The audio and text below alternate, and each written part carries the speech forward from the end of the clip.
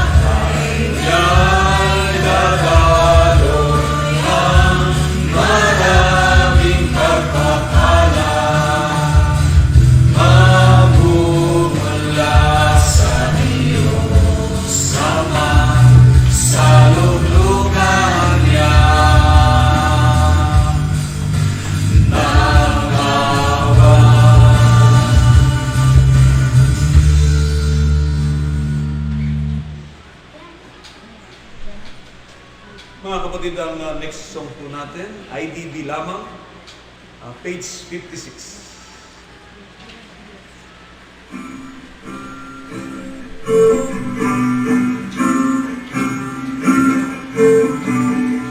Iglesia na sa buhay lamang,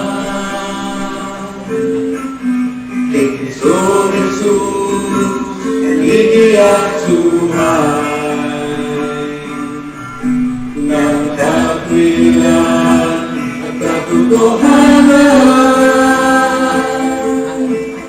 tanging kaligtasan.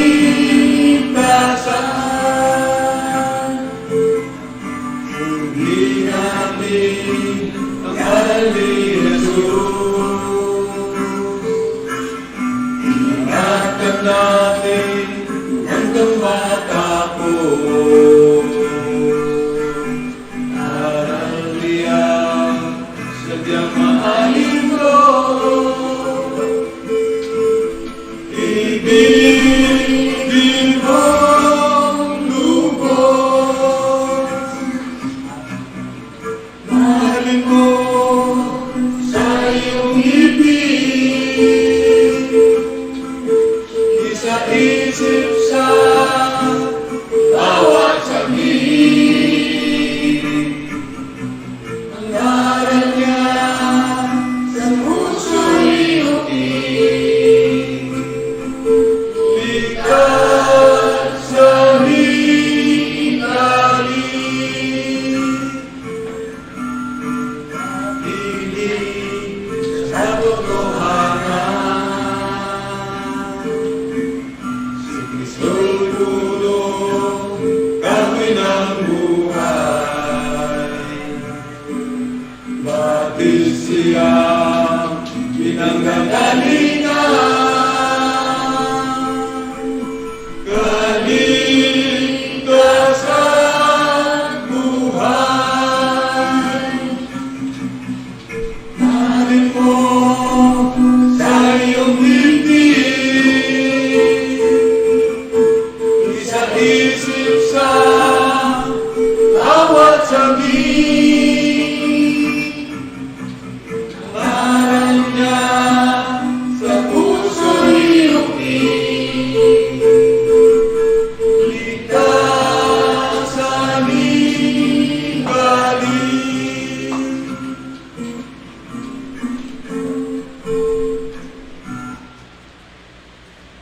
Mga kapatid, page 148, halina kapatid.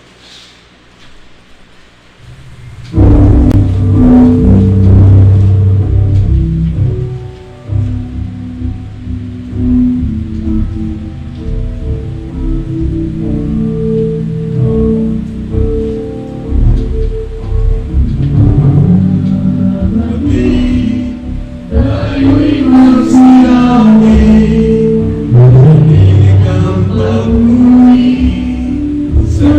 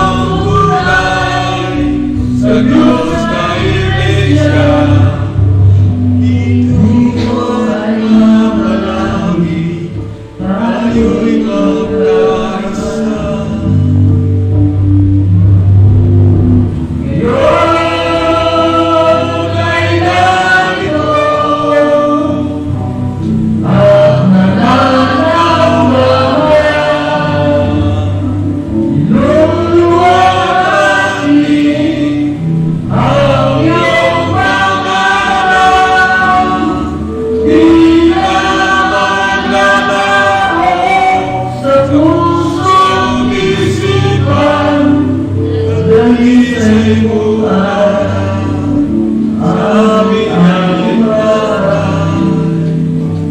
Dalisay mo ang aming kaligtasan. Mga kapatid, ang huling arko natin, page 54, simulay.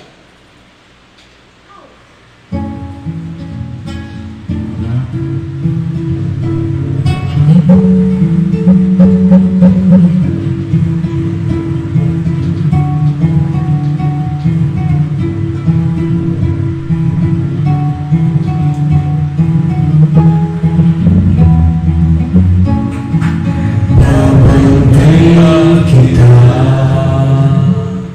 sa araw at gabi,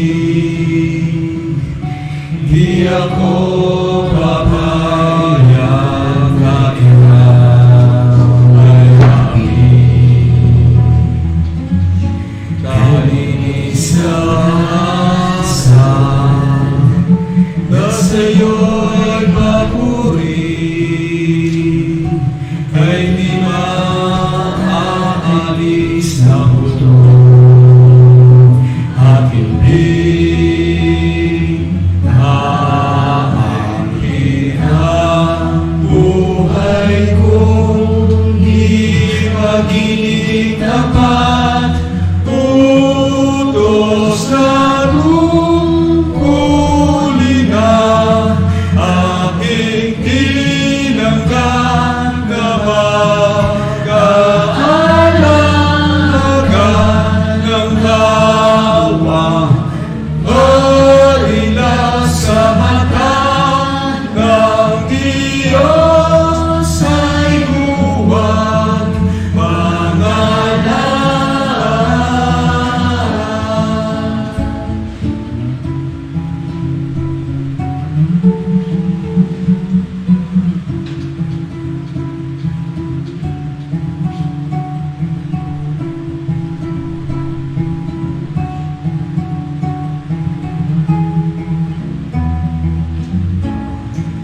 Aking gagamutin ang mga sugat mo kung ika'y matisok sa hugis ng bato. Alalasin kita sa mga bisig ko. Puso'y nahaliwin ang aral ni Kristo. Mahalin ang buhay ko, di magiging tapat. Utos na tungkulin na aking tinanggan. Aalaga ng kawang marilan sa mata ng Diyos ay huwag mangalala. Alalayan ka sa iyong paglalakad. Nagkakalawan ko ang iyong nilalandas. Aalagaan lahat ang masakit sa mga ng iyong kaaway na magpapahaba.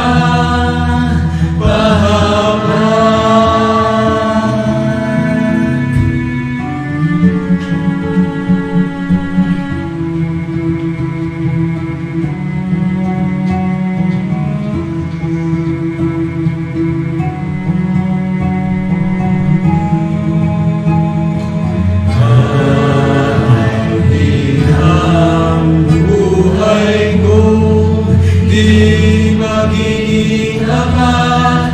Utos na tungkulin na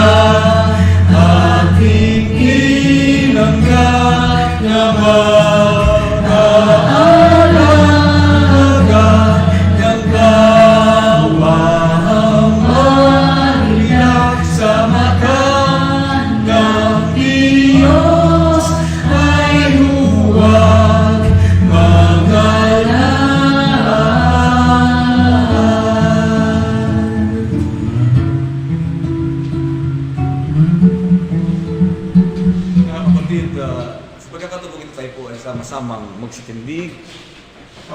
Tayo po ay mananalangin. Ibuko po natin ang ating mga ulo at tayo po ay makipag-ugnayan sa presensya ng ating Panginoon.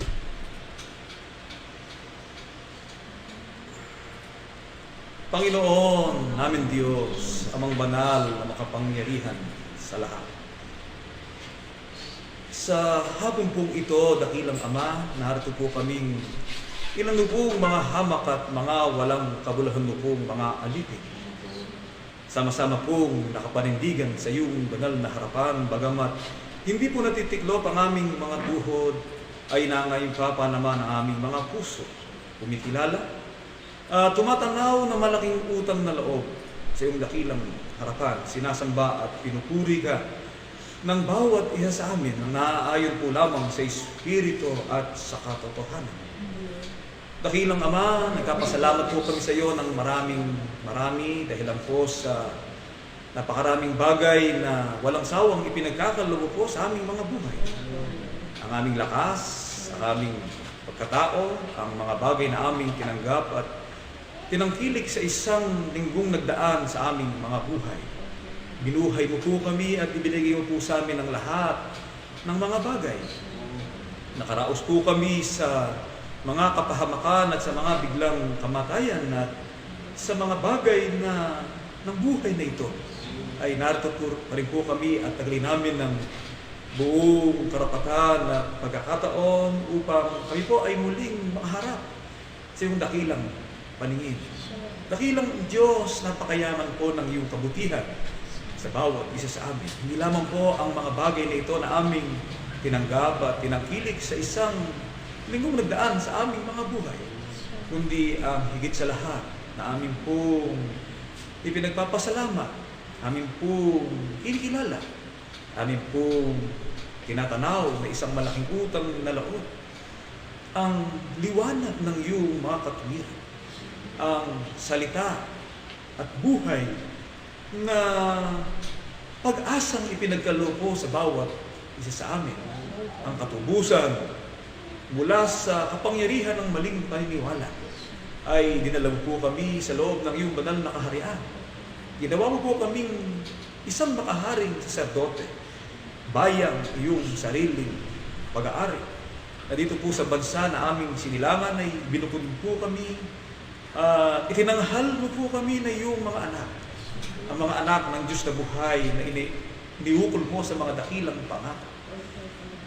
Dakilang Ama, dahilan po sa kapalarang ito na naganap sa bawat isa sa amin ay wala po kaming maaaring ibayad o itumbas sa iyong mayamang pag-ibig, kundi maliban na lamang po ang sa ganitong mga kaparaanan na kung dumarating ang oras na ito na haharap kami sa iyo sa oras ng aming pananambahan, ay magsama-sama po ang bawat isa sa amin, mabuklod ang aming mga damdamin ng banal na kaisipang nagmumula sa iyo. Upang ikaw, dakilang Ama, ay pagsama-samahan namin purihin, dakilain ka namin, parangalan ka namin at sambahin po namin ang iyong dakila at banal mo po pangalan. Amen. Dakilang Ama, narito po ang bawat isa sa amin. Ang aming buhay at pagkatao ay di po namin maaaring mailigid sa iyong dakilang kaalaman. Mga abang, alimin po kami, nilikha mong may hina at marupok sa gala ng aming mga sarili na patuloy na nagkukulang at nagkakamot. Patuloy na dinadaluyan ng mga pag-aalinlangan sa buhay, sa mga bagay na pagkukulang. Palibhas ay ganito po ang katalagahan ng pagkalikha mo po sa amin, na kami po ay nilikha mong may hina at marupok sa gana ng aming mga sarili na dingat na rin ay nasumpungan mo sa mga gawa na di naging marangal at kasang-ayon ng iyong dakilang kalooban. Ang mga kapintasan, ang mga kabiglaan, ang mga pagkukulang na nasumpungan mo po sa bawat isa sa amin, nalikha ng aming pagkatao ay hayag sa iyong dakilang kapangyarihan, dakilang Diyos. Kung kaya't kami po ay nakikiusap, na sa oras na ito upang kami po ay magkaroon ng lalong higit na karapatan. Ang karapatan na suwambitla, ang karapatan na lumuwalhati ng iyong marangal na pangalan nawa po ay paminsanan mong igawad sa bawat iya sa amin ang iyong banal na pagpapala, ang iyong banal na bendisyon, upang kami po ay mapatawad sa lahat ng aming managawang mga kasalanan. Dakilang Ama, alalahain mo po ang aming matandang kapatid, ang kapatid na Ruel Santiago, ang lahat na makatulong sa gawain na inutangan mo ng pananagutan. Ang pananagutan na dali ng iyong mga salita sa iyong mga alipin. Ang pananagutan na magsilbing pag-asa ng iyong mga lingkod sa matuwid na landas ng pamumuhay. Sa kanyang panunungkulan, katulong ang mga manggagawa na patuloy nakikiisa sa banal na katungkulan na akay ng iyong mga alipin, nagtitiwala po kami dakilang Ama sa iyong banal na kapangyarihan. At kami po ay nakikiusap at nagsusumamo na sa ganda ng aming mga sarili ay tunay na wala po kaming magagawa kung hindi po kami aalayan at tutulungan ng iyong mga pagkapal. Igawad mo po ang kapangyarihan ng iyong banal na Espiritu. Isugo mo po ang mga aliw na siyang magtuturo sa amin ng lahat ng mga bagay upang sa aming buhay at paglamanan namin ng lahat ng kasamaan, lahat ng mga bagay na maaaring magwasa at sumira ng aming mga paglilingkod. Ang aming kalagayan ay mapuspos ng iyong banal na Espiritu. Ang Espiritu ng kanlungan ay manatili sa bawat isa sa amin. Upang makita mo po, kami na iyong mga aliping kinakasangkapan at ang iyong mga anak ay patuloy na nagkakaisa sa matuwid na paraan ng pamumuhay. Sa malinis na landas ng paglilingkod at aglayang isang makaharing pagkasasardote na mag-aalay ng mga hain at handog, nakaukol sa iyong dakilang paningin, naukol sa Espiritu na mag-ibigay karangalan at kapurihan ng iyong dakila at banal lubong pangalan. Amen. Dakilang Ama, sa aming kalagayan at sa aming mga pamumuhay, ay sa po namin ilalaga ang aming buong pagtitiwala. Marami po sa amin, mga kapatid, minsan ay nasa kapangyarihan ng mabibigat na karamdaman. Mga sakit, nadulot ng katandaan, mga sakit, nadulot ng aming marupok at katawan ng hihina. Dakilang Diyos, tulungan mo po, pagpalain mo po, gabayan mo po, pangunahin na mga kapatid na Luis Viminda Santiago sa kanyang kalagayan na nalaman mo po, Panginoon. At sumasampalataya po kami ng buhay ng laman ay nasa dugo. Kaya patuloy mo pong kalingayin ng kanyang abang kalagayan. Sa magitan ng dugo, sa tuwid-tuwid na isinasalin na magdulot ng lakas ng kanyang lubong katawan. Hindi sa ikaw ay aming pinag-uutusan, kundi kami po'y nakikiusap na taglay ang pananampalataya na ang bawat lakas na igagawad po sa amin ay na magamit naman namin ito sa isang masiglang paglilingkod. Na ang aming kaisipan at ang aming budhi at ang aming katawan ay laging handa at gising na palagi at mula at nagbabantay sa pamamagitan ng pagpupuyat ng aming mga kaluluwa ay patuloy namin isinasagawa ang kahalagahan ng iyong paglilingkod sa iyong paglilingkod at gayon na rin ang lahat ng iyong mga alipin na nasa ganilang kalagayan sa kanyang pagkapagaling kapatid ng Loyola Mangguba. Lalaman na po ang kanyang karamdaman at hindi lamang po siya kundi sila na rin na nasa gayong kalagayan. Dakilang Ama, sa iyo walang bagay na di may pangyayari kung iyong loloobin at mamarapatin ang lahat ng bagay na ito yung pinahintulot po sa amin. Upang aming mapagsanayan, magtiis kami na ang buhay na ito na may kasiraan ay kinakailangan magbata ng kahirapan. Ngunit sa iyong dakilang kapangyarihan, dakilang Diyos, umaasa kami. Patuloy mo silang palalakasin, pagkakalooban ng kagamutan at kagalingan sa bawat karamdamang aming kinataglay. Ikaw ang may sabi na kami gagaling sa pamamagitan ng iyong salita. Sa pamamagitan ng iyong salita, kami nilinis sa paglilingkod.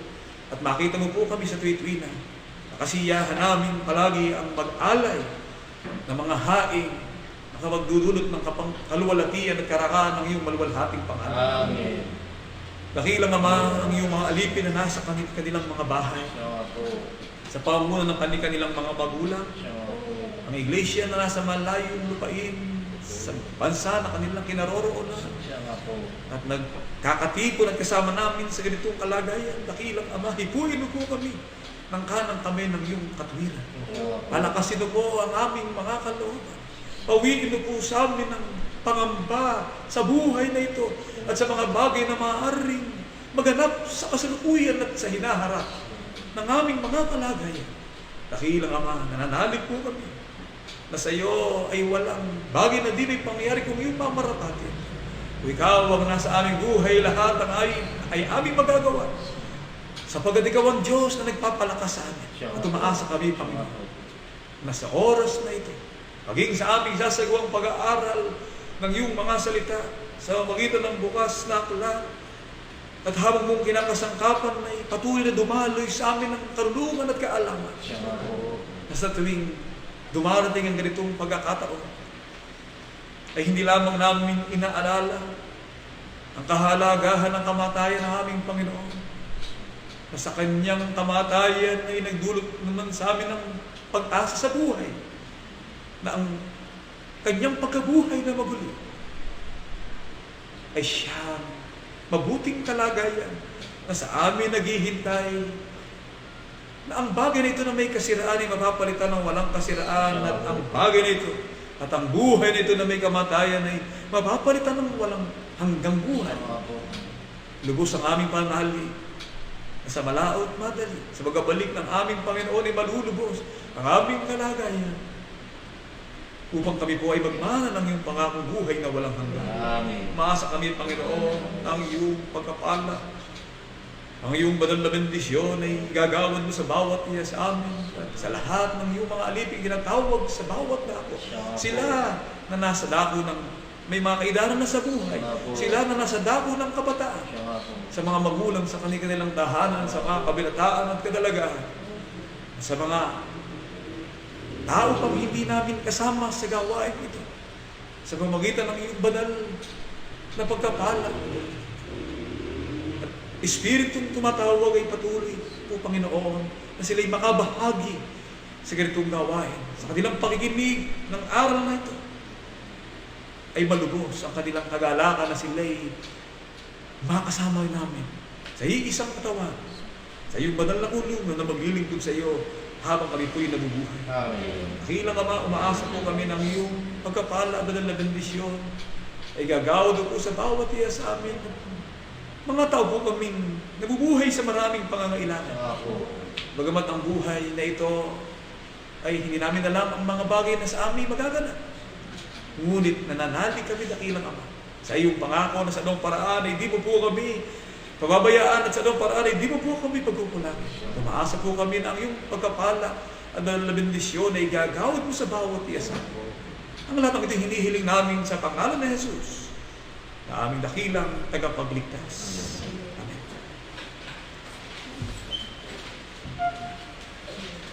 Magkapatuloy tayo, mga kapatid, sa ating banal na gampanin sa mga sandali po ito, at tayo po ay nasa lalong pinakamahalagang bahagi na ng ating gawain, at isang mahalagang paksa na ating pagkasama-samahan, ang karapatang makaharing pagkasaserdoteng banal ng bawat kaanib sa Iglesia na sa buhay kay Kristo Jesus, sa paghahayag ng karangalan ng Diyos na sa atin ay tumawag. Ano po, mga kapatid, ang diwang ito ng ating pag-aaral? Ito po isang karapatan. At ang isang karapatan ay hindi maaaring mangyari sa sino man maliban na ibigay sa Kanya o ipagkaloob sa Kanya ng Diyos sa pamagitan ng pagtawag ng Diyos. Sa makatwid ay ang Diyos ay tumatawag, at sa Kanyang pagtawag ay nagbibigay siya ng karapatan. Anong uring karapatan? Karapatan ng pagiging isang makaharing pagkasardoting banal. Mga kapatid, ang Iglesia po ng Diyos na buhay kay Kristo Jesus ay isang pamamahan, isang uri ng gobyerno, isang uri ng pagkasama-sama, isang uri ng samahan. Ngunit, ang uri pong ito ng ating pagkasama-sama, tandaan po natin, nasa uri, makahari, pagkasardoting banal. Dalawang salita ang nakapaloob. Makahari, pagkasardote. Nakapaloob ang salitang hari, nakapaloob ang salitang saserdote. Makatwid ang katangian yan ng ating pagsasama-sama na nasa uring makahari na taglay ang pagkaserdoting banal, yan ang kalagayan at estado ng ating paglilingkod sa harapan ng Diyos. Sa English, tinatawag po itong royal priesthood. Royal sapagkat nasa nakapalong salitang real, royal, o hari. Bakit hari? Sapagkat hari ay meron siyang governance, meron siyang decree, at ang katungkulan ng gawain ng paghahari, pag nakadingkos tayo sa salitang paghahari, ay meron siyang pasya na taglay upang gawin ang isang bagay, decree o pasya. Salitang saserdote, ang kahulugan noon ay priest o hari o pari. Ano ang gawain ng pari? Ang pari ay taglay naman ang katungkulan para magsagawa ng tinatawag na pag-aalay, magsagawa ng tinatawag na paghahandog. Mga kapatid, kung kaya sa ating pagkasama-samang ito ay dapat nating maunawaan na iba ang uri ng ating organisasyon. Kung sa iba mang samahan ay meron silang halalan, sapagkat kinakailangan doon ng demokrasya sa pagpili ng isang mamumuno o ng isang mamahala sa isang organisasyon, mga kapatid, naiiba po ang ating organisasyon sapagkat ang uri po ng ating pagkasama-sama ay makahari, pagkasadote, o royal priesthood. Mga kapatid, pag sinabing hari o makahari, ito isang katangian ng pagkasadote sapagkat ang tungkulin po ng isang makahari ay walang iba kundi yung taglay niya ang kapangyarihan at kapamahalaan at kapahintulutan na hindi mababalik ang isang decree o ang isang tuntunin na dapat isakatuparan.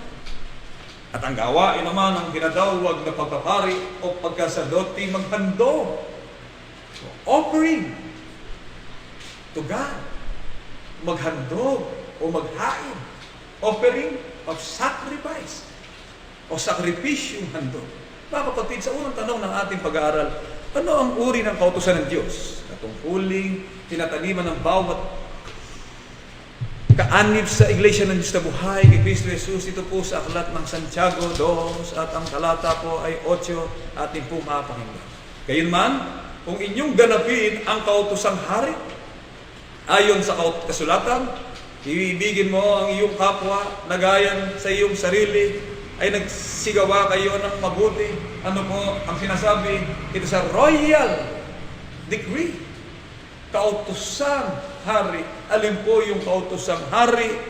Ayon sa kasulatan, kautusang hari na ibigin mo ang iyong kapwa na gaya ng iyong sarili, ay nagsisigawa kayo ng mabuti. Kaya sa aloob po na kautosang hari, maaari itanong, ang sabi niyo, ang uri ng inyong organisasyon ay makaharing saserdote. Makahari. Hari ka ba? Di ba paghari, merong subject? Di ba kapatid? Ang tanong, ikaw ba'y hari? Hindi po. Isa lang ang ating hari. Ang tungkulin natin ay makaharing saserdote sapagkat ang kahulugan po ng salitang makaharing saserdote sa bararilang Tagalog, tinatawag po itong pang-uri.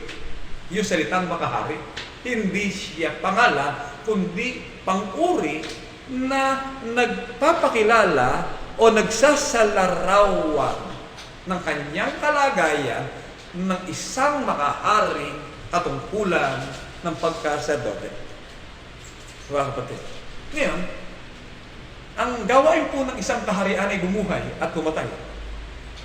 Mga kapatid, bumuhay at pumatay sa loob ng isang kaharian. Di ba pag sinabing utos ng hari, hindi bumabalik. Ano ang gawain ng hari? Bumuhay. Ibigin mo ang iyong kapwa na gaya ng iyong sarili ay nagsisigawa kayo ng mabuti. Yan ay pag-ibig. Pumatay ay gawain din ng paghahari.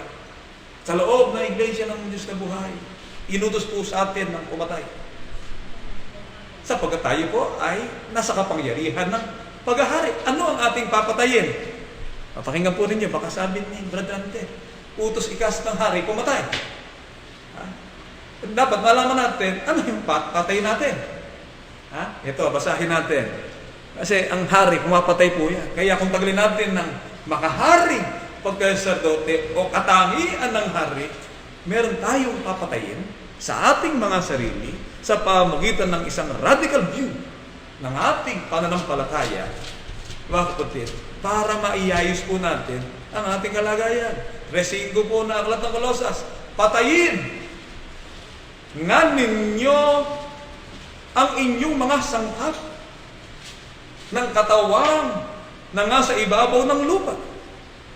Pakikiapid, karumihan, masamang pita, masamang nasa at kasakiman na yan ay pagsamba sa mga Diyos-Diyosan. Kaya meron kang kapangyarihan sa iyong sarili na gawin ang nararapat at meron din kang kapangyarihan na ang iyong sariling pagkatao ay pagharian mo na alisin o patayin ang mga bagay na sisira ng iyong pagkatao. Pag sinabi kasi kapangyarihan na pumatay, yung sarili mo, papatayin mo yung sangkap ng ating pagkatao. Mga kapatid, mahirap po ang pumatay. Kasi ang ibig sabihin ng pumatay talaga, it is a radical term. Na yung sarili mo, sasakripisyo mo.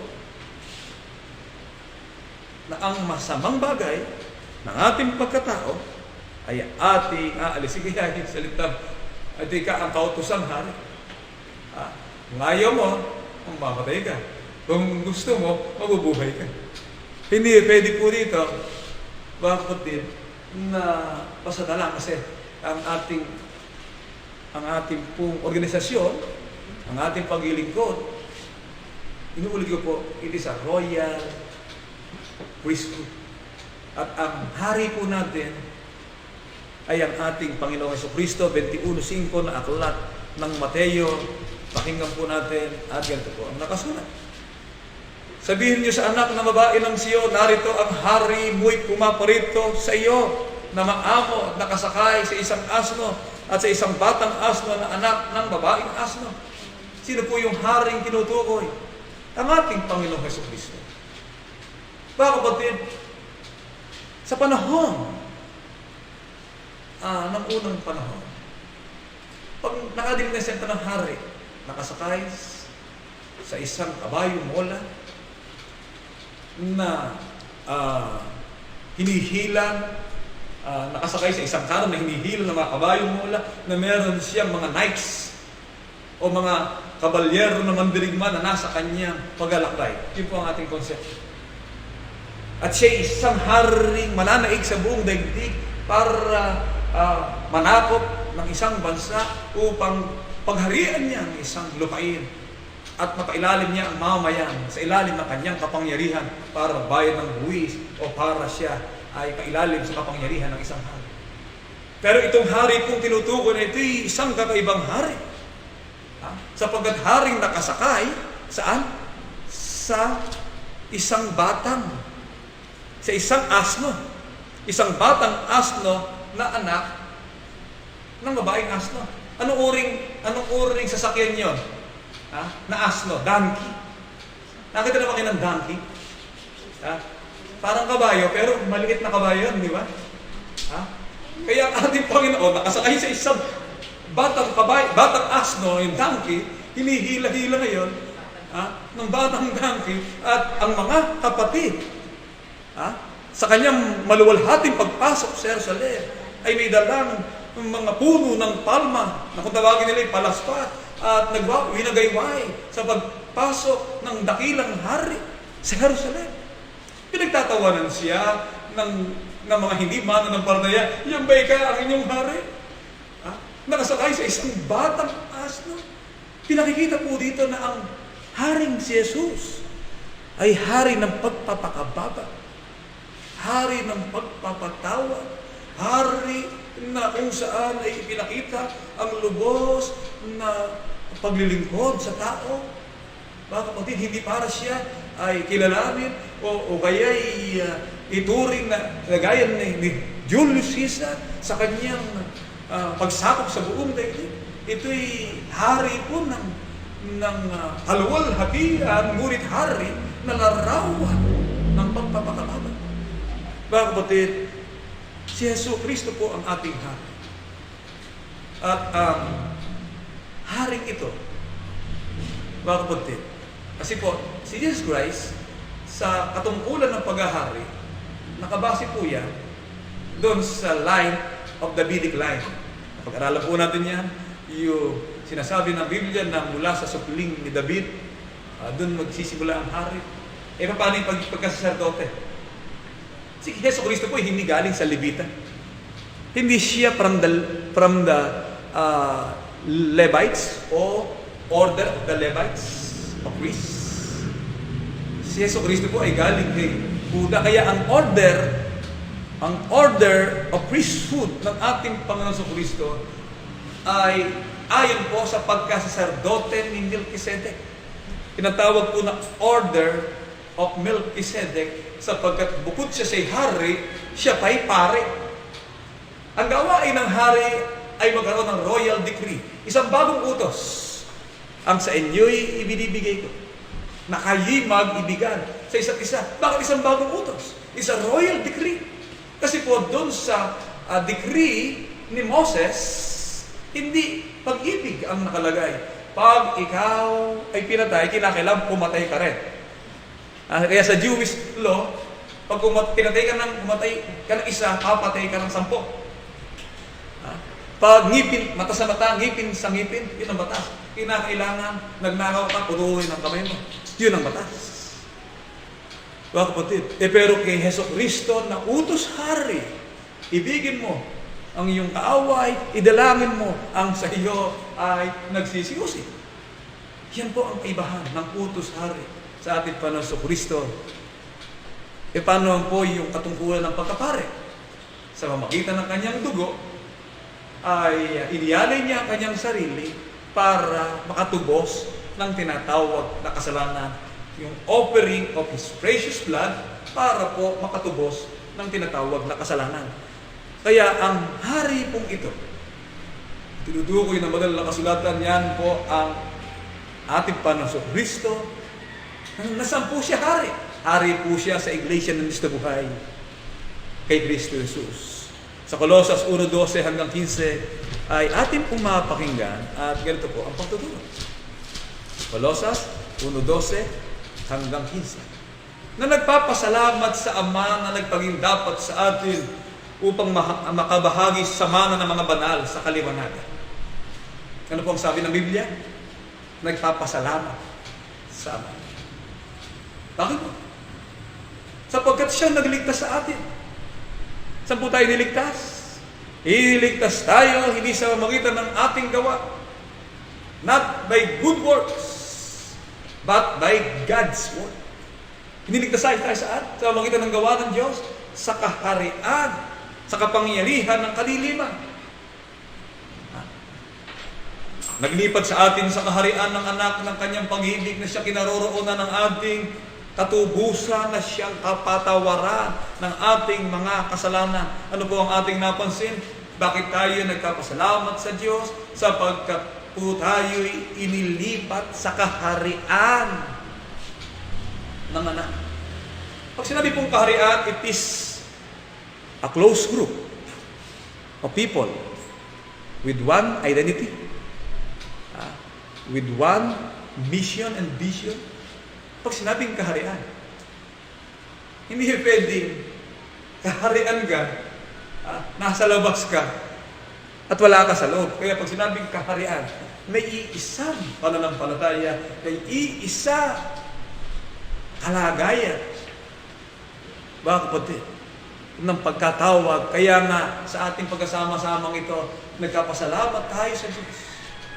Sapagkat itinuring po niya tayo bansa, banal, isang kaharian ng mga saserdote. Ano ang gawain ng mga saserdote? Maghandog. Ano ang ating ihahandog? Maghandog sa Diyos. Ano ang ating ihahandog sa Diyos? Ako ikay nagpapasalamat sa Diyos. Kaya sa Colossus 3:15 po ay ating nasisiguro maghari. Di maghahari po sa atin. Kaya tagalin natin yung makaharing pagkasaserdote. Sapagkat ano po ang maghahari sa atin? Maghahari sa atin, alin, sa inyong puso, ang kapayapaan ni Kristo. Na diyan ay tinawag din naman kayo sa isang katawan at kayo'y maging mapagpasalamat. Bakit kaya po malinaw ang pagtuturo ng Biblia na ang pagtawag ng Diyos nasa isang close group, organisasyon ng mga tao na tinatawag ng Biblia na isang katawan o one body. At ang one body, siya ang ulo ng katawan sa mga bagay ng iglesia. Kaya ang iglesia ng ating Panginoong Jesucristo na tinatawag ng Biblia na makahari, saserdote o bahay ng Diyos, iglesia ng Diyos na buhay kay Kristo Jesus, at dito po maggagawa ng tao ang katungkulan ng isang makaharing saserdote na naghahandog. Ano po ang inihahandog? Hain na nakalulugod sa Diyos. Ano po ba ang hain na nakalulugod sa Diyos? Sa aklat po ng awit ay ipinakilala po ng banal na kasulatan sa 50 at ang talata po ay 23. Ang naghahandog ng haing pahasalamat ay lumuluwalhati sa akin. Tulad ng pagkapasalamat ng ating mga kapatid sa oras na ito. Ay isang gawain ng mga pare na naghahandog. Kaya po, ang tanong, sa loob po ba na iglesia ng sa buhay, sino po ba ang pare dito? Tayo pong lahat. Si Kapatid Jacob ay isang pare. Si Kapatid David ay isang pare. Ako po ay isang pare. Kayo po ay pare din. Sapagkat ang ibig sabihin po ng pare, priest o sacerdote, na siyang naghahandog ng offering sa Diyos. Kaya yung haing pasalamat ng kapatid na Paul Limangguba, dahil po sa pasalamat sa pagsapit ng kanyang ika-49 na taong kaarawan, sa mga kapayapaan, pagliligtas, sa mga kagandahang loob, sa mga pagpapala sa kanyang buhay. Yan po ang reason. Narito rin po si kapatid na Michael Balwiz, ang mag-anak na kapatid na Michael Balwiz, si Melanie Balwiz, si Brother Sian Idol, Miguel Balwiz. Ay natinig po yung iglesia ng sa buhay. Ay, lamang. Kabisado niyan eh. Baka kabisado pa rin ba? Pag nabakasyon dito sa nakuharan ng uli dito, kabisado pa kaya? Bakit yun ang kapatid na siya? Laki na, nag-aaral. Yun na po naghahandog ng pasalamat sa dakilang Diyos.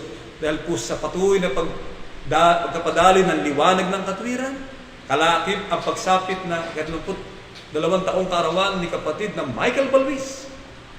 Taglay ang kapayapaan at kaligtasan ng kanilang buong pamilya at sa patuloy na pagkakaroon ng maayos na hanap buhay. Sa ganitong panahon ng COVID, panahon po ng talagang may kahirapan din sa trabaho, pero ang ating mga kapatid ay tuloy-tuloy ang kanilang trabaho. Magamat sila po ay nasa National Capital Region. Ganon din po si kapatid na Arnel Cebu, naghahandog sa Diyos ng hain ng pasalamat sa pagsapit ng kanyang kaarawan at sa mga kalakasan ng katawan at pagkapala. Dumating na ba yung asawa ni Kapatid Arnel? Nagbabarko yun eh. Ha? Dumating na kaya? Maalaman natin sa isang araw. Kasi na ako si Kapatid Arnel. Siguro po sa dating na panahon, siya naghahandog Ay dahil sa nagkaroon siyang anak. Wala pa anak, ano? Kapatid Arnel. Paano? Nasa barko siya. Nasa barko yung asawa.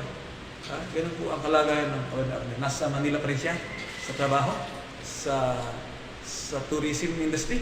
Yun pa rin ang trabaho ng kapatid na Arnel. Atin naman mga kapatid na nasa Baguio City, binabati ko po kayo. Mga kapatid na Annabel, kapatid na George, Alexander Sabit. Pasalamat po sa pagsapit ng karawan ni Sis Annabel, September 15. At si kapatid na George naman ay September 22. Sila po ay nasa Baguio. Maluwag na ba ang Baguio City ngayon?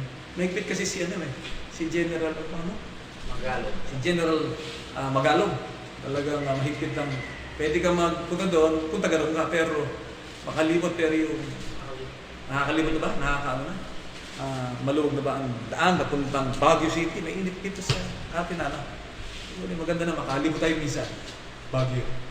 Mga kapatid, gayon pa man, ang pasalamat na ito ng ating mga kapatid ay bahagi po ng gawain ng pagkasacerdote. Kapatid na Willie Di Santiago, dahil po sa mga tulong ng Diyos, ay nagkapasalamat sa tulong, sa pamumuhay, at sa trabaho. Mga kapatid, kasi po, kailangan natin ng jobs. Kailangan natin ng trabaho. Kasi po, ang gawain ng sacerdote, tandaan po natin, mag-alay. Paano ka makapag-aalay? Hindi pwede sabihin, ako kay walang-wala. Ang trabaho ng sacerdote, maghandog. Kaya yung biyaya na ibinibigay sa iyo ng Diyos at mga pagkapalang sa atin ay pinagkakalob ng Diyos ay part ng atin ng pananampalataya at paglilingkod na mag-offer. The offer of thanksgiving and offer of sacrifice. Mga kapatid, mula ba po sa paglikha ng Diyos ng tao? Wala pa kay Adan at Eva, nagkaroon sila ng mga anak, kaalinsabay na rin po na hinanap ng Diyos ang mabuting kalooban sa tao. Na talaga ang tao po ay maituring na paring maghahandog. Ang sabi ng Diyos sa dalawang magkapatid, inutusan silang maghandog. Ang sabi ng isang kapatid, ang inihandog niya, ito Isaiah ikat. Yung kung sakawan ikaw kukuha ng mga handog na susunugin, dito naman ikay maraming mga talong-talong at pechay at mga tumutubo sa ating pananim. Ang ginawa niya, nagputol-putulan ng mga halaman, yun inihandog sa Diyos, hindi nakakaluguran ng Diyos. Ang nakakaluguran po, yung nagsakripisyo ng kanyang hanap buhay o part ng kanyang ikinabuhay ay ibinigay niya, tinihain niya sa Diyos. Sino po ang nakaluguran sa dalawang magkapatid? Nakaluguran po ng Diyos, si Abel. Kaya nangyari po kay Abel, pinatay si Abel. Bakit may pinatay ang iyong kapatid? Ang sabi ng Diyos, bagamat patay na siya, nagsasalita pa.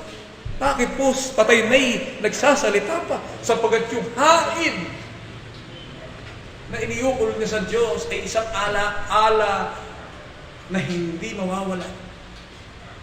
Isang hain o ala-ala na magsasaysay at nagsasalita tungkol sa kanyang mabubuting gawa. Mga kapatid, mula pa sa kasaysayan ng tao ay nilayan ng Diyos ang isang kaharian. Ang isang kaharian ng mga saserdote at sa pagtatapos ng sibilisasyon. Sa pagkatapos ng sangkatauhan, ang planong ito ng Diyos ay mananatiling ang iiral ay isang bayan na ang gawain ay maghandog sa Diyos na mga haing ukol sa Espiritu. Apokalipsis 1:5 hanggang 6 ay ganito po ang ating may siguro at inyong pakinggan, mga kapatid. At mula kay Hesus Kristo na siyang saksing tapat na panganay sa mga patay at pangulo ng mga hari sa lupa, doon sa umiibig sa atin at sa nagkalag sa atin sa ating mga kasalanan, sa pamamagitan ng kanyang dugo ay ginawa tayong kaharian, mga saserdote sa kanyang Diyos at Ama. Sumakanya nawa ang kaluwalhatian at ang paghahari magpakailan, kailan pa man. Siya nawa. Ano po?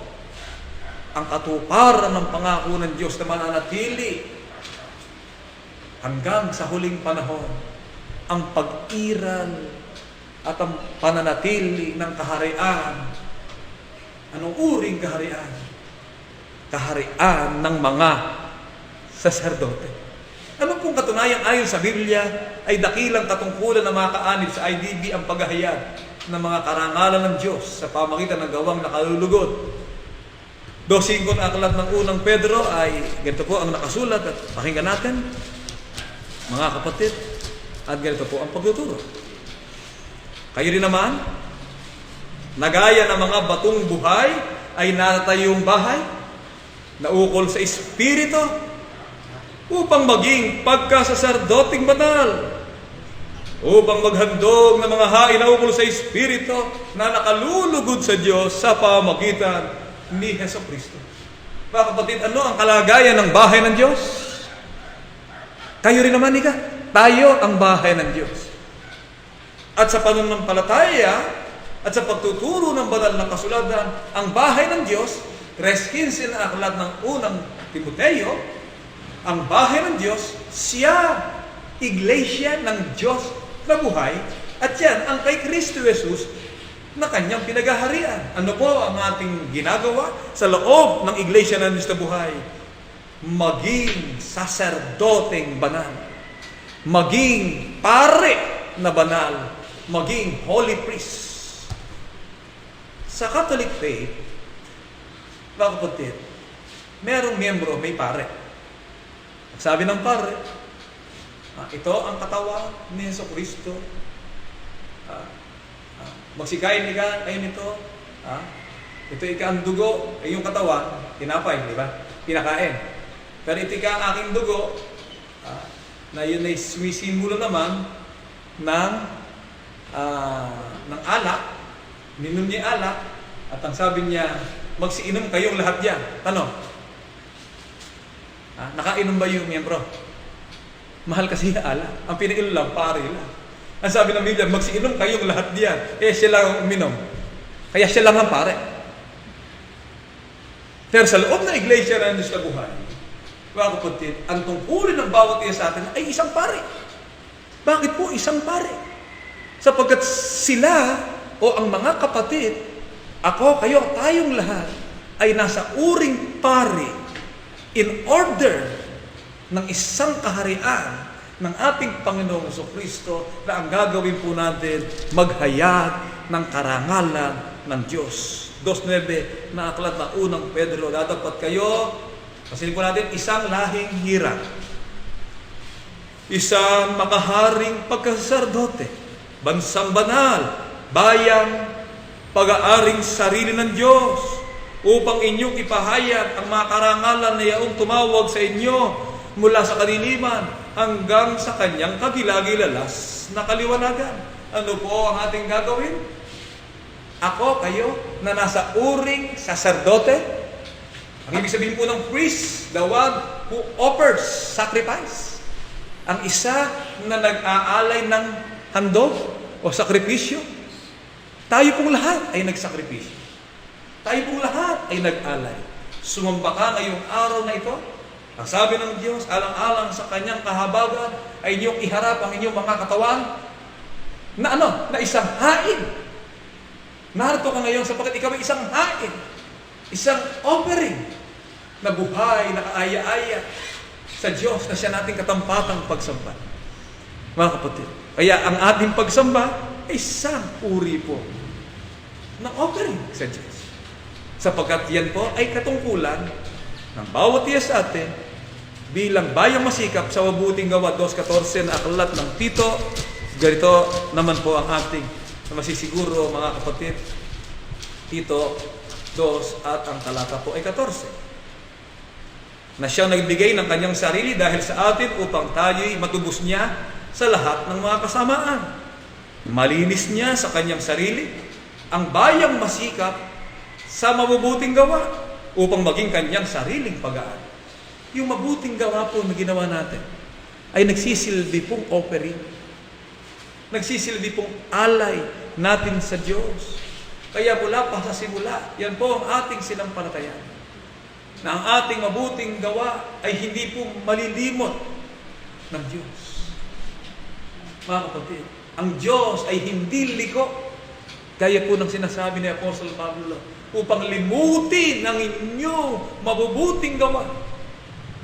Alam po ba'y mabuting gawa na hindi mailimot ng Diyos? Yung ating pagsasakripisyo, yung ating paghahandog, yung ating pasalamat, yung ating paggawa ng mabuti, yung ating panalangin, yung ating panambahan, yung ating paghahain ng mga hain na ukol sa Espiritu na nakalulugod sa Diyos, yung pasasalamat ni Gabay na Polly, ni Gabay na Michael, ni Gabay na Melanie, ni Gabay na Sia, yung kapatid na Arnel, kapatid na Annabel, kapatid na George, kapatid na Willie.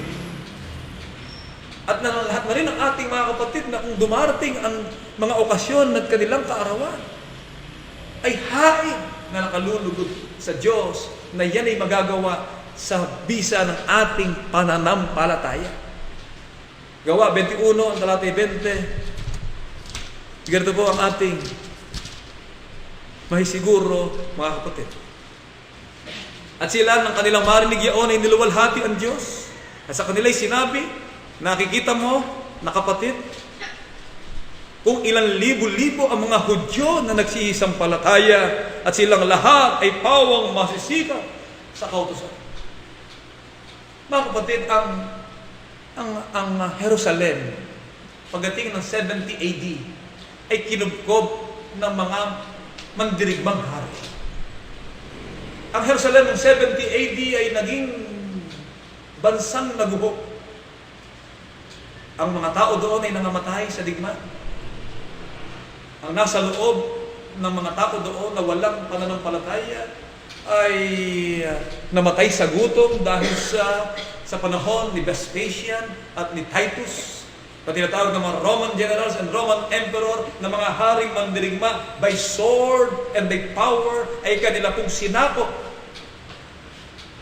ang buong Jerusalem sapagkat ang kanilang subject ay nagrebelde laban sa Roman Empire.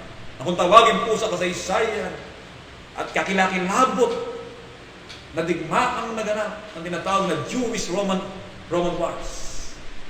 Bumagsak ang Israel noong ika-70 taon. Sinabi ng ating Panginoon Kristo, pag nakita niyo na ang mga sundalo umaakyat, narinig niyo na ang mga alingaw-ngaw o balita ng digma, magsialis na kayo sa lupain. At ang mga Kristiyanong mananampalataya, kaya nagagala ang kanilang kalooban ay hindi nadamay sa digmaang naganap sapagkat sila po ay nagsialis bago maganap ang digmaan. At ang mga libu-libong iyon na sinasabi ng Biblia na nagsisampalataya sa Diyos at sa ating Panginoon sa Kristo ay naligtas sa malagim na digmaan ng Jewish-Roman Empire, Jewish-Roman War noong 70 AD. Nakatala po yan sa history ng pandaigdig na kasaysayan sa tinatawag na isang pinaka-greatest military disaster ng isang bansay na ubos sa loob ng isang panahon ng digma. Ang nahaligtas lamang ay mga Kristiyano na nagsipanganak sa lupain. Mga Kristiyano na nasa uring Hudyo. Mga Hudyo na sumasampalataya at naniniwala na si Jesus ay ang anak ng Diyos. Bakit po sinasabi ang bagay na ito? Sapagkat in modern times, may mga nagsasabing sila'y Hudyo, pero hindi tunay na Hudyo. Na sinasabi ni Apostol Juan sa kanyang pangitain na nagsasabing sila'y mga Hudyo, ngunit hindi sumasampalataya sa ating Panginoon Kristo, kundi sila'y mga Hudyo na isang sinagoga ni Satanas. Kasi po ang Jew, ang kapatid, dalawang uri. Hudyo sa lahi at Hudyo sa religion. Yung mga Hudyo ngayon sa buong daigdig, hindi naniniwala yan kay Jesus. Hindi sumasampalataya yan kay Jesus. Kaya mainam pa po yung mga Muslim based on Islamic faith. Si Jesus ay pure boy. Pagkapat hindi siya raw namatay, at yun naman po yung mali, sapagkat tinakaw daw ang bangkay ni Jesus, pero si Jesus ay umakit sa langit at nagbabalik sa huling araw para lipulin sa digmaan ang hindi sumasampalataya kay Jesus. Si Isa bin Maryam o Jesus, Mother of Mary. Samantalang itong mga Hudyong ito na walang paniniwala, mga kapatid, sila po ang naghahangad ng tinatawag na world dominion, world power. At yan po ay nasa ating panahon. Mga kapatid, na gusto ring magkaroon ng isang kaharian sa buong daigdig na sila ang kikilalanin. Mga kapatid, basahin po natin. Gusto ko lang pong liwanagin to kasi may sinasabi sila, nakabalik din kayo mga Hudyo sa Israel. Hindi sila niniwala kay Jesus. Pumunta ka sa Israel, hindi sila sumasampalataya kay Jesus.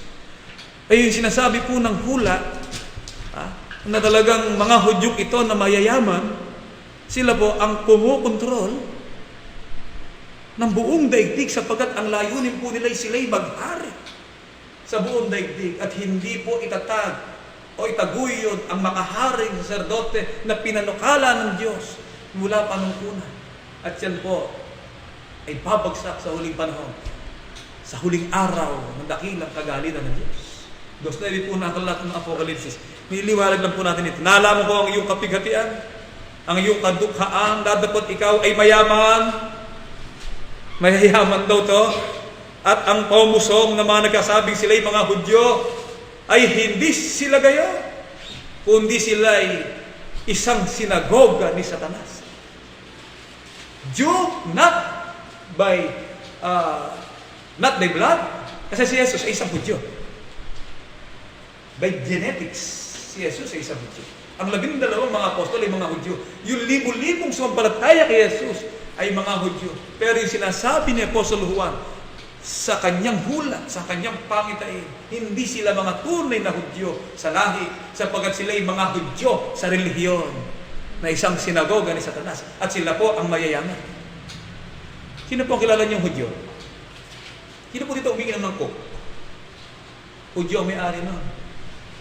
Si Warren Buffett. Si Warren Buffett hindi na hiniwala sa Diyos. Siya isang agnostic. Sino ang mayamang Hudyo? Si Bill Gates. Isang Hudyo. Maaari siya isang Kristiyano, pero marami pong conspiracy theory dyan eh. Yung mga nagsasama-sama sila mga Hudyo, sila Jeff Bezos. Yung umembento ng atomic bomb, si Albert Einstein. Sino nag-Facebook dito? Mark Zuckerberg. Yung may-ari ng mina at mga bankers sa buong daigdig, mga Jewish people, not by blood, but by religion. Mga kapatid, sa nangyayari po sa daigdig, kung ating papansinin, meron silang ibang kaisipan ng kaharian. Na iba sa kaharian, nais ng Diyos, sapagkat ito isang kaharian ng kapayapaan. Hindi kaharian ng pagkakasakit. Hindi kaharian nagagawa ka minsan ng pandemic para maging pandemic, pero sila pala ang may-ari ng vaccine. Pfizer made it. Pag tingnan mo, sino may-ari? Hudyo. Mga kapatid. Gusto nila magkaroon ng digmaan, pero pag tingnan mo, sino ang nagsusupply ng arms trade sa buong daigdig? Mga Hudyo.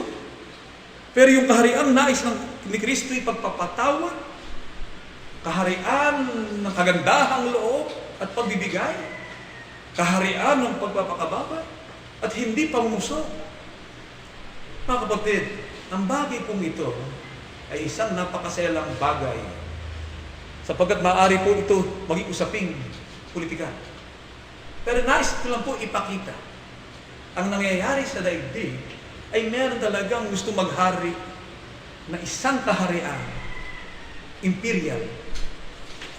Isang kaharian na gusto nilang sila ang masunod sa buong daigdig, na hindi spiritual. Pero sa ating pananampalataya, nagtitiwala po tayo na lahat ng kapangyarihan niya ay babagsak sapagkat ang huling kaaway na ilipulin.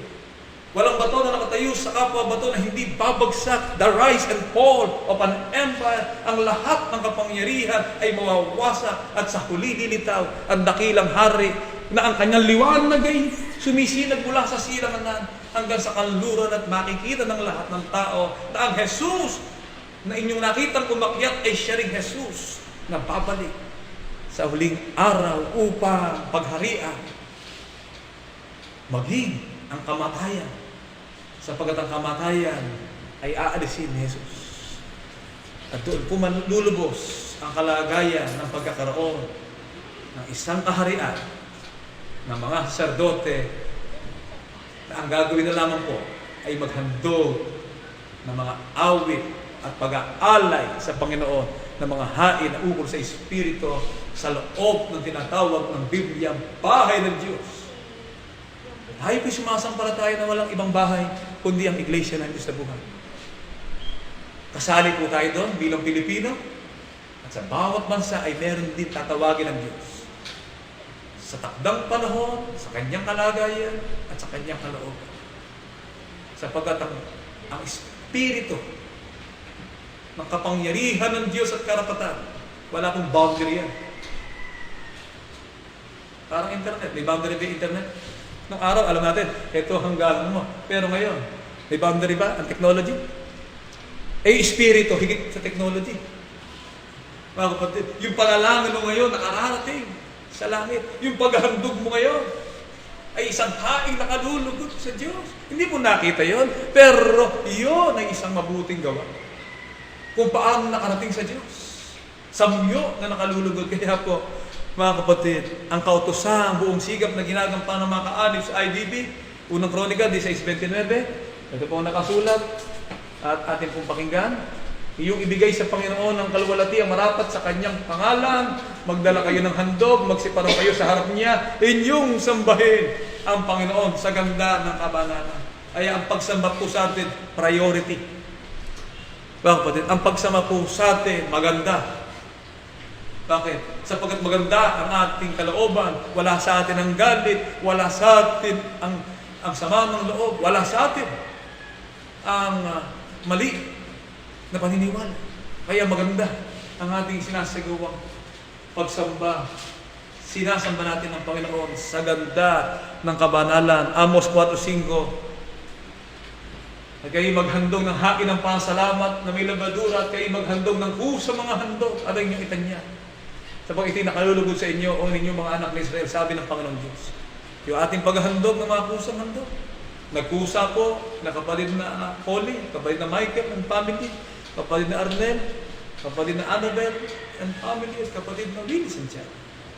Sila'y nagkusa. Sapagkat ito'y bahagi ng kanilang pananampalataya.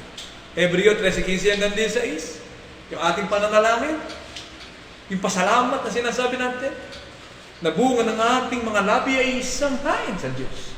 Sa pamagitan nga niya, maghandog tayong palagi ng hain ng pagpupuri sa Diyos. Sa mga bagay ay ang bunga ng mga labi na nagpapahayag ng kanyang pangalan. Kaya po sa Rahal, may isang project yun ng ministro. Sa susunod na linggo, ikaw ikakapatid na ang manalangin. Naglagay siya ng schedule. Kapag na Diyos ko daw manalangin sa susunod na linggo. Sabi ko, maganda ka ako, si Kapila John Abel, pa-schedule doon. Katapos ni Kapila Josel. Then, si Kapila David. Dito na po naman, kung tayo naka-broadcast, ay hindi ako po mag-aatas. Kapag baka kabahan yung kapatid. Pero po kasi nung araw ng nalangin kapatid, dahil nga hindi nagsanay, dinalangin na po, Panginoon, naming Diyos, nakabangal-bangalan. Panginoon, aming Diyos, kabangag-bangagan. Hindi ko masabi yung kabangal-bangal. Doon lang hindi na nakatuloy. Di po naman, nakabarogis tayo, ito na yung pagsamba. Hindi naman dito talaga trial and error. Kaya, hindi po ako nag-aatas. Pero ngayon pa man, yung mga prerogative po ng mga ministry yun, sa kanilang mga lugar, ikakapatid na ang manalangin. Si Kapatid na Rhea po, ang sabi niya, ini-schedule niya. Ito ang manalangin sa pagsamba sa susunod na linggo para hindi ka mabigla. Kaya po, wag dumalo kayo doon, pwede, para mapanalangin kayo. Pero dito ay isang pagkakataon po siguro na ating kaya sabi sapagkat bakit? Sapagkat bunga ng mga labi ay nagpapahayag sa kanya ng pangalan. Sa kanyang pangalan. Kaya yung labi po natin, mga kapatid, ito, isang magandang assignment ng mga bata. Isulat ninyo lahat ng inyong sinabi sa isang araw. Minsan lang, isulat ninyo lahat ng inyong sinabi sa isang araw. At yun po ay isang kilometrong salita. Totoo, hindi. Yung naglalaro ng ML, kahit naglalaro yan, nagsasalita isulat ninyo. At makikita nyo sa sinabi ninyo, wala doon ang salita ng pasasalamat sa Diyos. Pero nakapagsalita tayo. Kaya itong panalangin, mga kapatid, huwag niyo pong katatakutan. Para na lang, tinuro naman sa atin ang kapatid ng Ronda, kapatid na Ruel, yung mga procedure ng mga nakaraan, hindi po kinakailangan mahaba yan. Kinakailangan lang, nakapaloob doon, yun nais mong sabihin. Pasalamat, kahilingan sa kapatawaran ng ating mga kasalanan, yung mga gusto mong hilingin sa Diyos, ay malayo tayo sa tukso at sa masama. Masunod natin ang kanyang kalooban. Hinihiling natin sa pangalan ni Jesus. Mga kapatid, kumbaga sa iyo, kumbaga po sa body of the letter, pwede ka na maglagay ng iba pa. Dami mong hiling, ano ba gusto mo? Isa-isahin mo doon. Ano? Mga kapatid. Kaya nangyayari minsan, mga bata, laro ng laro sa computer, hindi na nakapanalangin dahil nakatulog sa paglalaro. At kung nakatulugan niya yung paglalaro yun, pagising niya, hindi rin nakapanalangin sapagkat nakatulugan niya yung kanyang nilaro. Gusto niya buksan ngayon. Nangyayari po, hindi. Nangyayari. Bakit po? Sapagkat nalimutan niya yung halaga ng paghahain. What is hain? Offer. Kaya ka nag-o-offer, nagkapasalamat ka at meron kang gustong hilingin. Kaya ang paggawa ka ng mabuti at ang pag-aabuloy, isang uri din ng paghahain, huwag ninyong kalimutan, sapagkat sa magayong hain, ang Diyos ay totoong nalulugod. Ay tama lang ang mga kapatid na pinagaganda ang buhay, ang mga kapatid na nagkapatuloy sa trabaho, sa kabila ng pandemic, ang mga kapatid na sa kanilang sarili, sila'y nagkakaroon ng inspirasyon. Mga kabait po na ito na mahihirap, pero nagsisikap. Hindi mapagkailangan pamilya. Mga kapatid na sa kabila ng kanilang pagsisimula ng kanilang pamasaysay ay naghihirap ngunit napaaral lang kanilang mga anak sa makita ng sipag at tiyaga at sa pagkapatuloy ng pawis. Ngunit unti ay nakararanas ngayon ng kaginhawahan. Ngayon naman kaginhawahan niyo ay hindi naman nila malilimutan na yun ay bahagi ng kaloob ng Diyos at hindi sa kanilang mga sarili. Kaya, ang paggawa ng mabuti at pag-abuloy, hindi natin kailangan. Sapagkat sa mga gayuhain ng Diyos ay totoong nalulugod.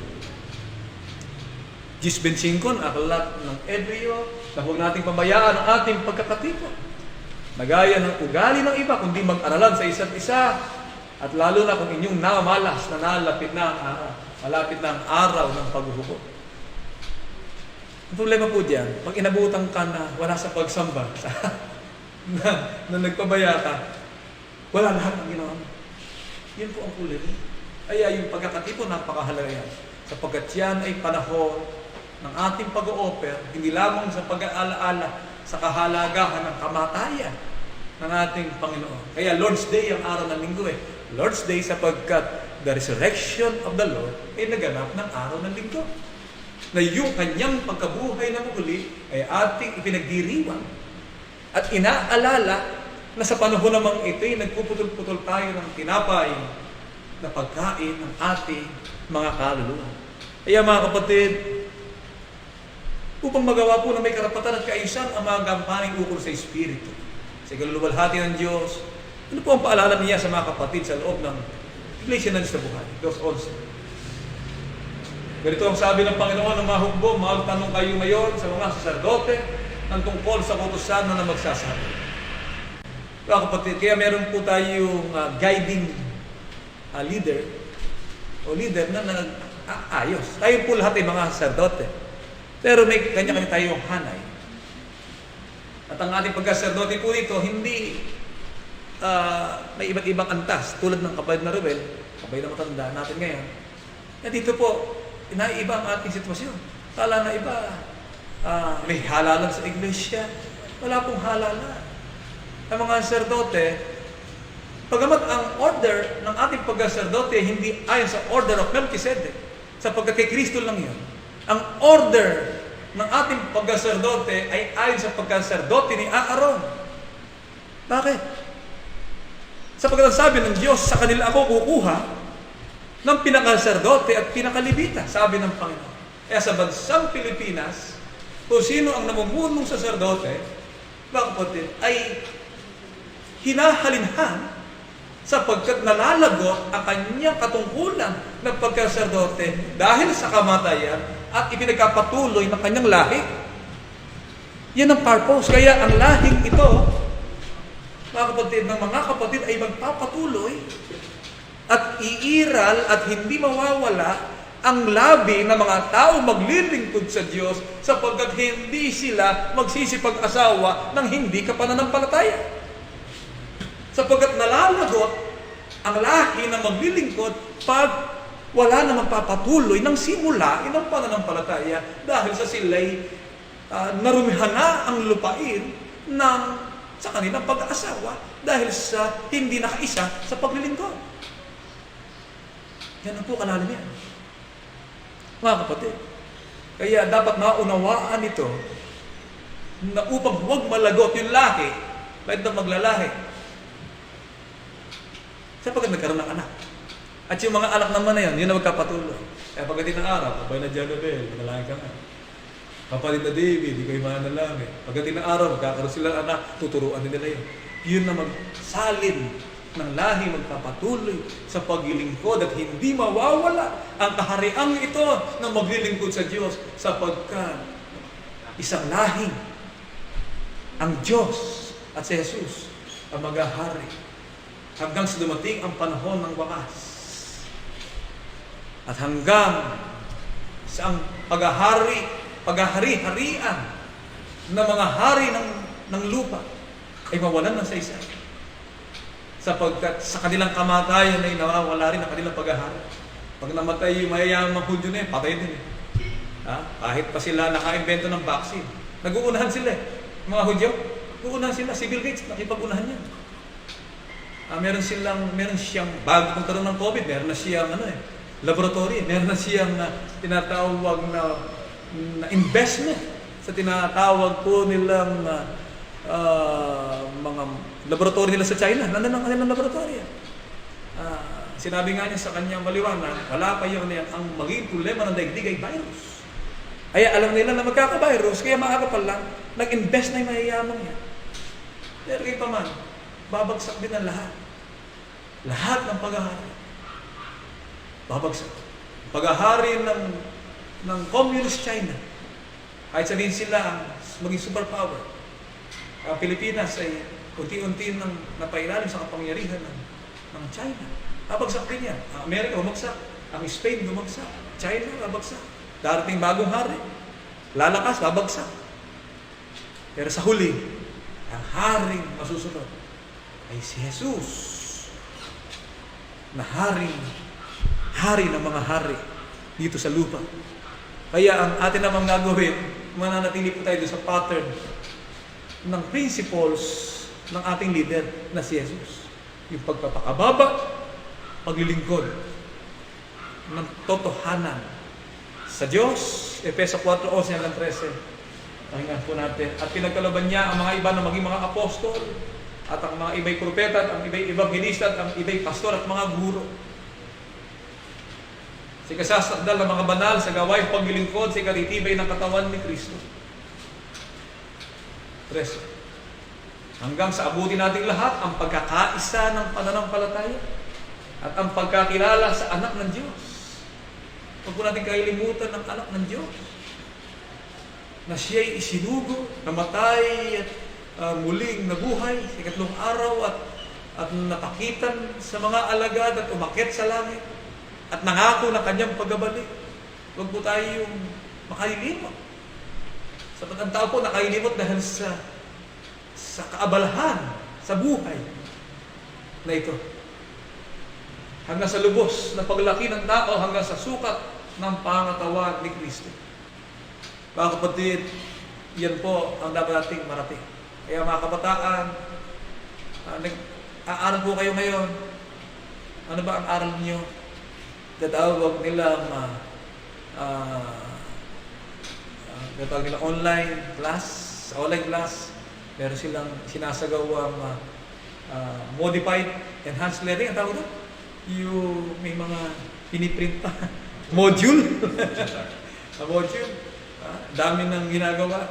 Inaayos nila. Pero hindi naman po hindi po napakalaking kawalan sa atin. Na meron tayong talagang oras din sa pananampalataya. Napakahusay mong umawit ng iba't ibang pusong awit, pero yung awit sa Panginoon, nabunga rin ng ating labi, nakakalimutan ng mga kapatid. Kinakailangan maglaan po tayo ng panahon para makarating po tayo sa pagkakaisa ng ating pananampalataya. Pag po tayo magwalang bahala sa paggawa. Sapagkat alam po natin, nasa tayo ng kaharian. Pag binatawan ka ng boss mo, pakinggan natin, 48 pag nawala sa atin ang hari natin, Jeremias, sumpain nawa siya na gumagawa ng walang bahala sa gawain ng Panginoon at sumpain siya na nag-uuro ng kanyang taba sa dugo. Meron pong sumpa. Pag sinabi ng kaya nga sabi ko, hari ay bumubuhay at ang hari ay kumapatay. Kaya mga kapatid, huwag natin kahilimutan na si Jesus, ang hari natin. Tayo sa loob ng isang kaharian. Pinakailangan pagbutihin natin ang ating trabaho. Sa ginagawa nating katungkulan natin, pakita natin ang lubos na ating magagawa. Magsikap tayo sa pananampalataya, huwag tayo manghihina, huwag tayong mapapagod. Manatili po tayo sa dakilang pag-asang inilaan sa atin ng Diyos. Ipagpatuloy po natin sa lahat ng bagay na ating gagawin. Magawa natin the glory of God para sa karangalan ng Diyos. Ang maliit na tagumpay at maliit na tagumpay na tinatanggap natin ay ipagpasalamat natin. Tulad ng ating mga kapatid. Wala si Sian.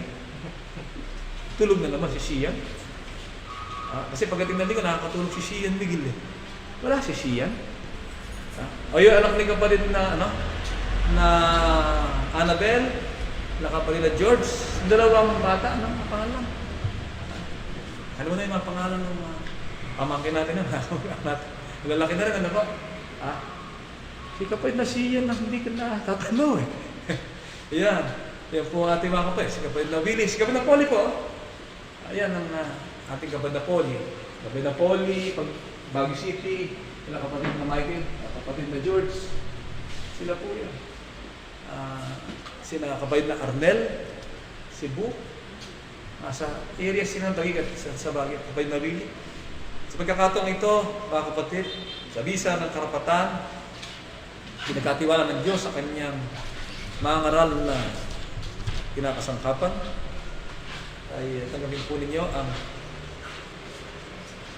basbas ng kanyang pagpapala.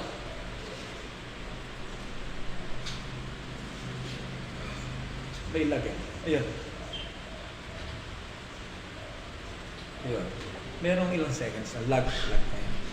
Kaya po sa Bulanay, ay doon po ay video na lang at may binigyan na rin ng authority kapatid na George na magpatakbo ng gawain kasi po inaabot ata ng 3 hours yung lag time ng kaya hindi na sila online kundi may minister doon sa dako ng Lakbayan.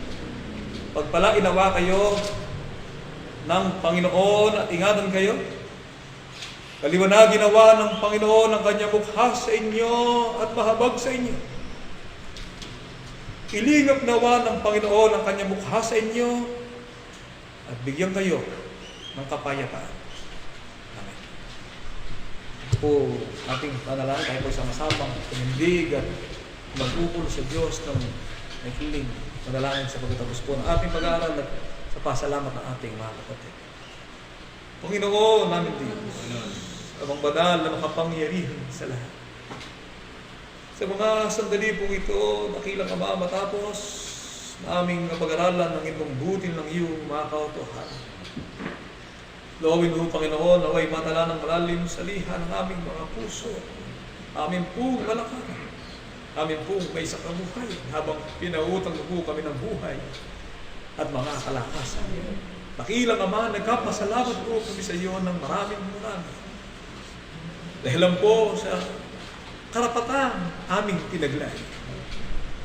Tinawag mo po kami at ibinilang mo po kami sa loob ng iyong kaharian. Mula po sa kapangyarihan ng kaliliman at maling pag-iisip ay dinalaw po kami sa kaharian ng iyong anak, ng iyong pag-ibig.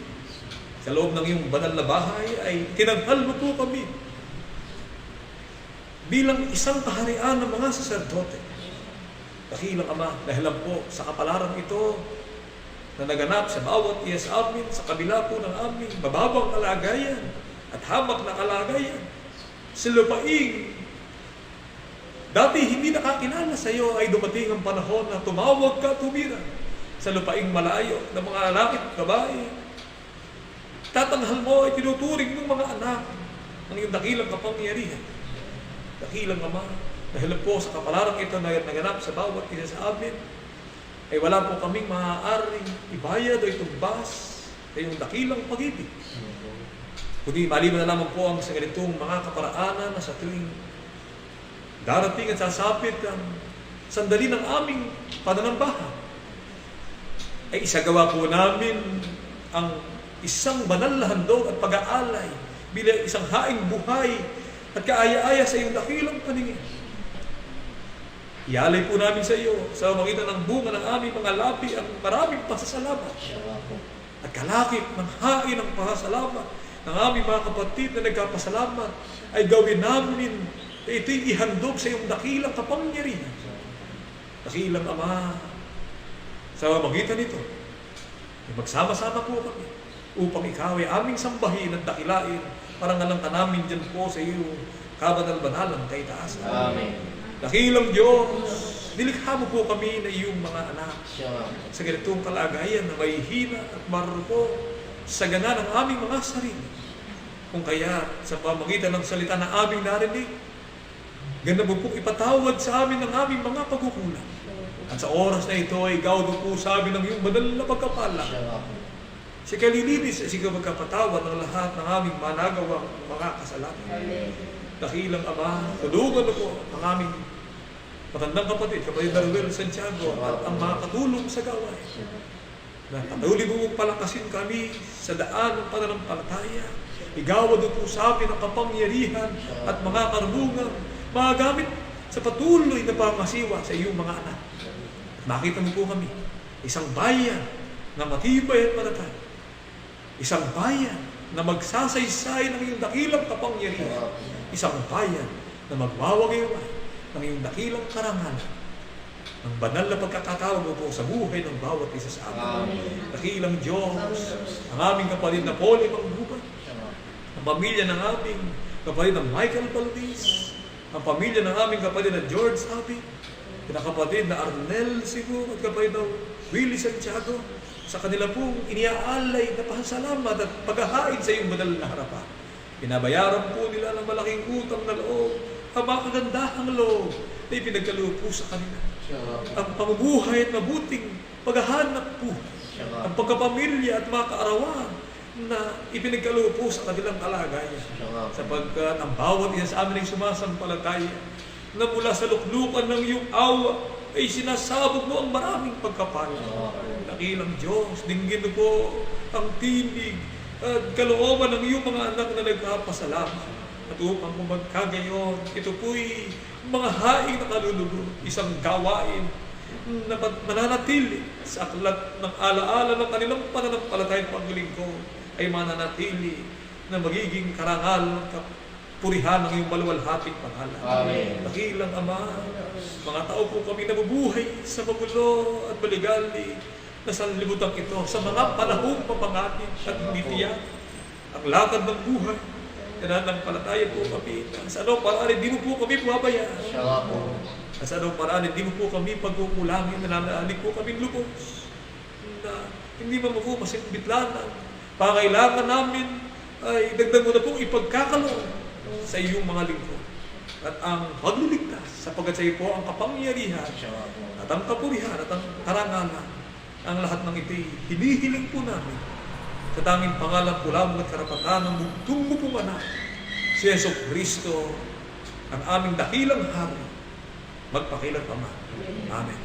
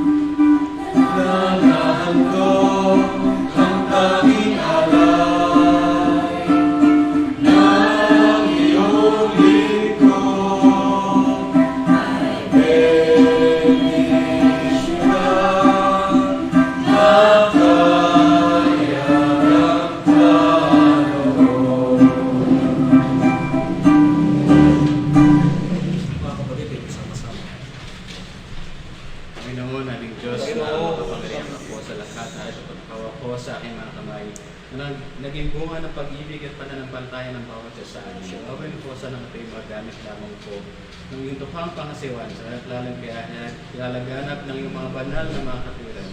Upang dito po sa silong ng langit ay di mo populari ang malaming pupulit at nakila sa iyong kabanal-banalang Panginoon. Panginoon naming Diyos na makapangyarihan ka po sa lahat.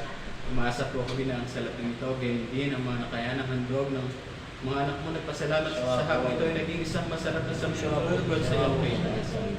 Magsibing pantakit na rin po sa aming mga nagawang pagkukulang at mga pagkakamali kung manahinan po namin pinapang buhay na walang.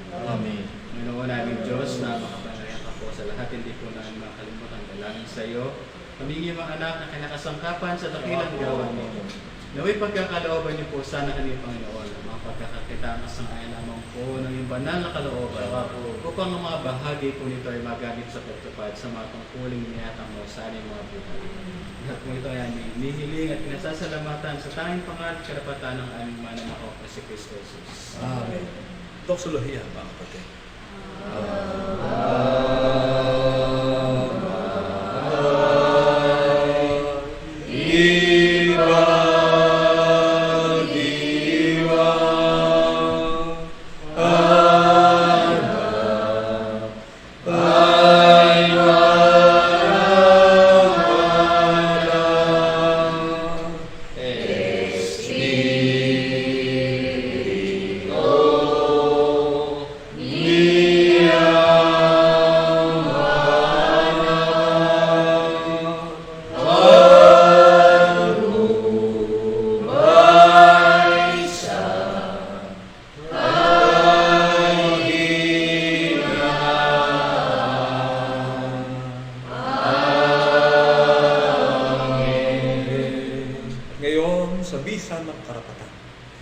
May pinagkatiwala ng Diyos sa kanyang kinakasangkapang mga bangaral. Naway tanggapin natin ang walang hanggang pag-ibig ng isamang sumasa mga langit. Kakayanang biyaya, pagliligtas, kapayapaan, pag-ibig, at ang pakikilakip ng kanyang banal na Espiritu na maghari sa ating mga puso. Mula ngayon at magpakailanman.